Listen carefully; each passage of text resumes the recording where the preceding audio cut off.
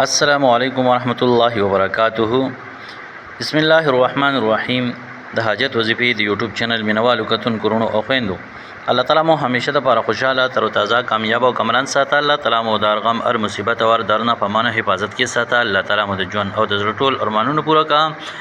الله تعالی مو دشمنان نیسو نابود کا. زما عزتمندو نن د یو نوی او خاص وظیفې سره ستاسو په خدمت کې حاضر یم. دا وظیفه زما عزتمندو د دشمن د هلاکت د پاره ده، د دشمن د تباہی د پاره ده او دغه شانتي خپل ځان د دشمن نه محفوظ کول د پاره ده. زما عزتمندو بعض اوقات داسې وي چې ښکاره دشمن وي، سړی ته نقصان رسي، تکلیف رسي او دغه شانتي باری کس وي نو دغه سره سړی دشمنی کوي. لیکن داسې وي چې انسان په کور کې دی، په کور کې د سره خپل خپلوان، رور، خور او دغه شانتي یا نور افراد داسې نه چې ګینه هر یو ورور خراب وي یا هر یو خور خراب وي. خو زما عزتمندو په زمونږ د پښتو معاشره ده حسد کوونکي، بغض کوونکي او دغه شانتي کې نګر خلک زموږ په پښتنو کې زیات دي. که یو له الله رب العزت یو مقام ورکی، مرتبه ورکی یا پیسې ورکی نو هغه بل باندې هغه نه ځایږي چې د دوی د مقام دی، د مرتبه دا کورې واغستو، کورې جوړ کو، گاډي واغستو یا کالی واغستو. نو زما عزتمندو زموږ په پښتنو کې دا بغض او حسد ډیر دی. نو په دې وجه باندې بعضی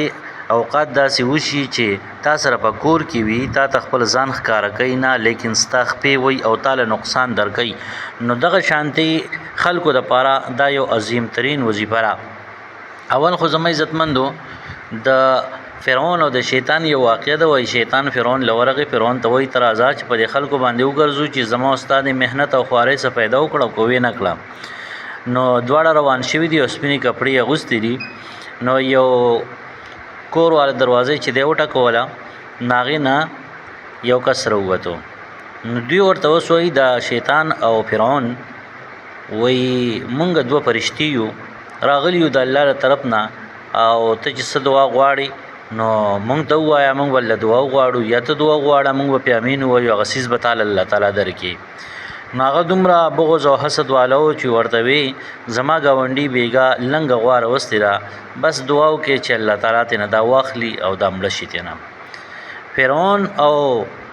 شیطان ورته وی چې نه مونږ به د الله تعالی نه دعا غواړو، تعالی به الله تعالی دوه غواګانې درکړي. دی وایي ماله دې یو هم نه راکړي خو چې زما ګاونډي دا مړه شي. نو زما عزتمندو زموږ پښتون دې حد ته چې دی نو رسېدلی دی چې هغه خپل تاوان کوي، خپل نقصان کوي، خو تا ګټې ته نه پرېږدي او دغه شانتي ستا فایده هغه نه برداشت کېږي. نو په دې وجه باندې زما عزتمندو زمونږ په معاشره کې دا اړې ګړې او دغه شانتي په کورونو کې جنګ جګړې بې اتفاقۍ او بې برکتۍ دي. دا همدغه وجه ده. نو که چېرته تاسو هم د دغې خبرو ښکار یې چې تاسو سره په کور کې څوک دي، معلوم درته نه دی، شریک کور دی، ګڼ کور دی، تاسو ته خلک خپې وایي، تاسو ته خلک نقصان در رسوي، که هغه هر څوک دي خپل دی یا پردی دی یا ښکاره دی یا پټ دی، هر څوک چې دی نو زما عزتمندو د ټول نه بهتره خو دا چې تاسو دا لمانځه نه پس اللهم انا نجعلک فی نحورهم ونعوذ بک من شرورهم دا دعا تاسو د هر منځ نه پس وپیری وایې، ان شاء الله د هغوی د شرونو نه به تاسو محفوظ یې او دغه شانتي د هغوی د حسد نه به تاسو محفوظ یې. او دغه شانتي د قل صورتونه چې کوم دي، قل یا ایها الکافرون، قل هو الله احد او قل اعوذ برب الفلق او قل اعوذ برب الناس، دا څلور صورتونه زما عزتمندو درې پیرې سار او درې پیرې چې کوم دی نو مسوتن وایې، ان شاء الله د حاسدان د حسد نه او دغه شانتي د کینهګرو د کینې نه الله رب العزت تاسو محفوظ ساتي. اوس زما عزتمندو که چېرته تاسو دا غواړئ چې یاره زموږ دشمن دی هلاک شي، مونږ ته معلوم دی هلاک دي شي یا مونږ ته نه دی معلوم هلاک دي شي، نو د هغې دپاره یو عظیم ترین عمل زه تاسو ته ښیم. د عملو کې انشاءالله دې سره به الله رب العزت تاسو دشمن نیس و نابود کی، ختم به کی، تباه و برباد به کی.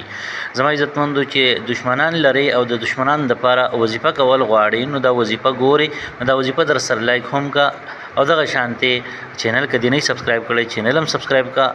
او ویډیو خپل ملګرو سره شیر کا چې بل مسلمان چې کوم مظلوم دی چې هغه ته هم فایده ورسیږي. نو زما عزتمندو داسې کار به وکړي چې دغه به راواخلي شګه به راواخلي، درې موټې شګه به چې دی نو راوالي، که بلپرز په موټي کې نه داسې دې راواغسته نو داسې هم راغستلی شي، که زیاته یې څه مسله نه کوي،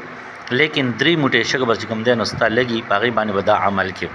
د نور خطو په وخت کې بعد صورت زلزال اذا زلزلت الارض زلزالها دا صورت په زما عزتمندو 121 یعنی یو سل یویش مرتبه یو سل یویش پیری به دا اول ولی او پاغ شګه باندې به شف کې یو سل یویش مرتبه با دا چې کوم دینو اول ولی او بیا به شف کې پاغ شګه باندې اوس دغه شګه چې کله تا دم کړله دغه شګه برا واخلی قبل پر دشمن معلوم دی نو هغه طرف ته بچ کم دی نو یعنی موټی کې به ونی سي او هغه طرف ته ولی که دشمن معلوم نه دی نو زمای عزتمندو تصور کې بچ کم دی نو دا وې په مخامخ بګور یا سینه چې څوک را رواني او ستا ورته خیال نه دا غم خیال نه او دا شګ ول پسترګو کې وروانه چي دسي طرف ته چې تا ته پته چې رسوک نشتا بس خپل ذهن کې په دغه شانتي په خپل سوچ کې په خپل تصور کې دا وایي چې یار مال سوک تکلیف را رکې زما چې کوم دشمن دی نو زماغه دشمن هر څوک چې دی یا الله تعالی معلوم دی او ما دا شګي چې کوم دی نو پاغه باندې ورويشتي او د شګو رښتونه مخکې د آیات مبارک و ما رمیت از رمیت دا آیات مبارک سکرین باندې چې کوم تاسو تخکاری دا آیات مبارک په یو لس پیری وي یعنی کله دی موټي راواغسون یو لس پیری به د آیات وي او بیا په موټي باندې شوف کی او بیا به ورولي نو زما عزتمند یو موټي با په اول ورځ باندې وکي بیا دویم موټي چې کوم دین بیا په یو لسم ورځ باندې هغه شګه بزان سره محفوظ ساتي او دریم موټي چې کوم دینو په سلوختم ورځ باندې به زما عزتمند داو کې ان شاء الله دې سر به الله رب العزت تاسو هر قسم دشمن چې وي هغه به الله رب العزت نیس نابود کی ډیر عظیم ترین عمل دې زما عزتمند هو اخر کې دا خبره یاد ساتي چې ګوره کچرتا تاسو ظالمان یې نو ګوره بیا دا عمل ونه کې که تاسو ته یقیني پته چې او د ما د دشمن د دې قابل دی د هلاکولو قابل دی مال ډیر زیات تکلیف راکړي نو بیا دا عمل وکړي اجازت د پاره خپل غونډه کمنټو کې کمنټ کې چې کوم دینو د الله رب العزت مبارک نوم ولیکي یا ماشاءالله الحمدلله ولیکي